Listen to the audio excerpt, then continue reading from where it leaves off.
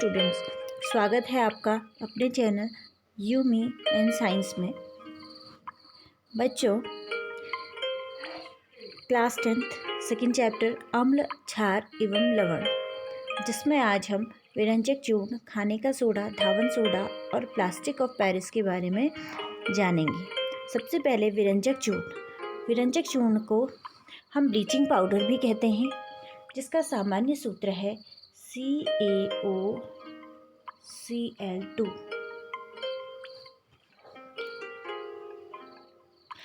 विरंजक चूर्ण जो है कैल्शियम हाइड्रोक्साइड पर क्लोरीन की अभिक्रिया करके प्राप्त किया जाता है। CaOH का whole twice plus chlorine is equal to CaOCl2 plus जल, जिसमें कि CaOCl2 विरंजक चूर्ण है। विरंजक चूर्ण के उपयोग एग्ज़ाम में हमेशा ज़्यादातर पूछा जाता है। विज्ञान प्रयोगशाला विरंजक चूर्ण है वो कैसे प्राप्त किया जाता है, इसके उपयोग लिखिए। विरंजक चूर्ण, जैसा कि नाम से पता चल रहा है, विरंजन, रंजन का मतलब होता है कलर, वी मतलब अलग, तो कलर को अलग करना विरंजक का कार्य है। विरंजक चूर्ण का कार्य है कलर को हटाना। तो वस्त्र उद्योग जो होते हैं, वस्त्र उद्योग में विरंजन के लिए इसका कार्य किया जाता है। विरंजन का मतलब आप समझ रहे हैं। कागज़ की फैक्ट्री में लकड़ी से कागज़ बनाया जाता है। लकड़ी का जो कलर है उसको हटाने के लिए। रासायनिक उद्योगों में ऑक्सीकारक कारक के रूप में, और पीने वाले जल को जीवाणु से मुक्त करने के लिए रोगाणुनाशक के रूप में टंकी में या के बड़े बड़े जो स्रोत हैं उसमें डाल दिया जाता है, ताकि जो ब्लीचिंग पाउडर है वो जो उसमें रोगाणु हैं उनको समाप्त कर सके। या फिर जो आपने देखा होगा कई आसपास गंदगी होती है, जहाँ नालियाँ हैं, उस जगह भी ब्लीचिंग पाउडर का छिड़काव किया जाता है, जिससे कि जो रोग वाले जो जीवाणु हैं, रोगाणु हैं, उनका वो नष्ट हो सके। आपने देखा होगा विरंजक चूर्ण कि अगर किसी कपड़े पे पड़ जाता है तो वहाँ उस जगह का कलर बिल्कुल फेड होने लगता है। तो विरंजक चूर्ण के बाद बेकिंग सोडा। बेकिंग सोडा का रासायनिक सूत्र है NaHCO3, sodium bicarbonate.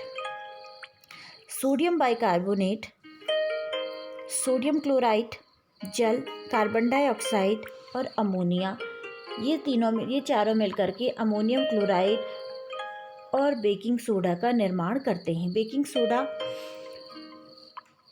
Mainly use किया जाता है खाना जब हम बनाते हैं किसी चीज़ को फुलाने के लिए।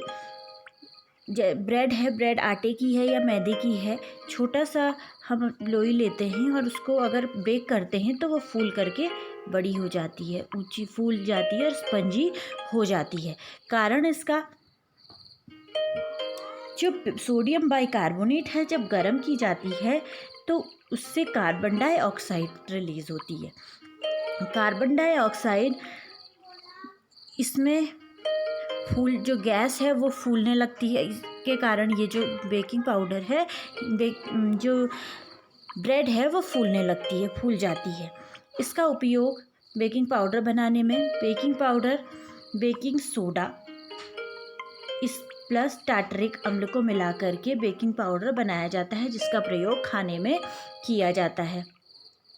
इस अभिक्रिया से उत्पन्न CO2 के कारण पाव रोटी के खमीर में खमीर उठ जाता है या मुलायम और स्पंजी हो जाता है, जैसा कि मैंने आपको बताया।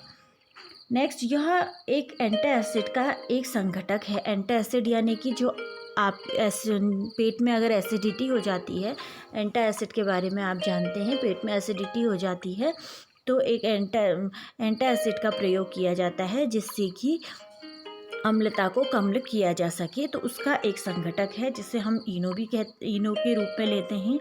इसका एक संघटक है बेकिंग सोडा। इसका उपयोग सोडा अम्ल अग्निशामक के रूप में भी किया जाता है।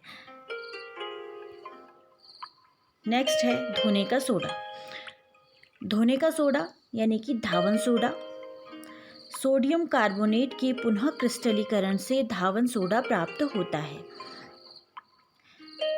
सोडियम कार्बोनेट Na2CO3, इसके साथ जल की अभिक्रिया होती है तो यह बनता है धावन सोडा, जिसमें कि सोडियम कार्बोनेट में जल के 10 अणु क्रिस्टलन जल जिसे हम बोलते हैं, पिछले वीडियो में हमने क्रिस्टलन जल के बारे में अध्ययन किया था। जो क्रिस्टलन जल बोलते हैं उसके साथ 10 क्रिस्टलन जल होने पर हमें जो धावन सोडा है वो प्राप्त होता है और यह एक क्षारकीय लवण है। इसका उपयोग कांच, साबुन और कागज़ उद्योग में होता है। बोरेक्स के उत्पादन में इसका उपयोग होता है। घरों की साफ सफाई के लिए इसका उपयोग होता है। जल की स्थायी कठोरता को हटाने के लिए इसका प्रयोग किया जाता है। नेक्स्ट है plaster of Paris CaSO4 half H2O, जिसमें क्रिस्टलन जल है हाफ H2O। जिप्सम को 373 केल्विन पर गर्म करने पर यह जल के अणुओं को त्याग कर कैल्शियम सल्फेट हेमीहाइड्रेट अर्धहाइड्रेट प्लास्टर ऑफ पेरिस बनाता है। यह सफ़ेद चूर्ण है जो जल मिलाने पर पुनः जिप्सम बनकर ठोस में प्रदान करता है। 373 डिग्री केल्विन पर जिप्सम है CaSO4 2 H2O। अगर इसके जल का अणु त्याग देता है तो प्लास्टर ऑफ पेरिस का निर्माण होता है, और यदि इस प्लास्टर ऑफ पेरिस में हम जल मिला देते हैं तो वापस ये जिप्सम बन जाता है, और अगर इससे जल हटा देते हैं तो ये प्लास्टर ऑफ पेरिस बन जाता है। और यह क्रिया होती है 100 डिग्री सेंटीग्रेड पर या 373 केल्विन पर यह अभिक्रिया होती है। यह एग्ज़ाम में बार बार पूछा जाता है। प्लास्टर ऑफ पेरिस बनाने की कैसे प्राप्त किया जाता है, या प्लास्टर ऑफ पेरिस के उपयोग क्या क्या है। आपने देखा होगा जब कभी हड्डी वगैरह टूट जाती है तो हम डॉक्टर के पास जाते हैं। डॉक्टर एक सफ़ेद पाउडर होता है जिसमें पानी मिला करके हमारे जो हाथ है पैर है उसमें पूरा लेप कर देते हैं, और वो पाउडर कुछ टाइम बाद सूख करके एक हार्ड उसमें कन्वर्ट हो जाता है। तो जब वो पाउडर के फॉर्म में होता है तो वो प्लास्टर ऑफ पेरिस है। जब उसमें पानी डाल करके कुछ टाइम बाद वो सूख जाता है तो वो जिप्सम बन करके टाइट हो जाता है, कठोर हो जाता है। इसके उपयोग टूटी हड्डी को जोड़ने के लिए बहुत ज़्यादा उपयोग किया जाता है। आपने देखा होगा खिलौने वगैरह बनते हैं, सजावट का सामान बनता है, ये भी प्लास्टर ऑफ पेरिस का बहुत ही इम्पॉर्टेंट काम है। प्यारे बच्चों, आज आपका ये चैप्टर यहीं पे समाप्त होता है। नेक्स्ट वीडियो में हम इम्पॉर्टेंट क्वेश्चन डिस्कस करेंगे। तब तक के लिए बाय बाय।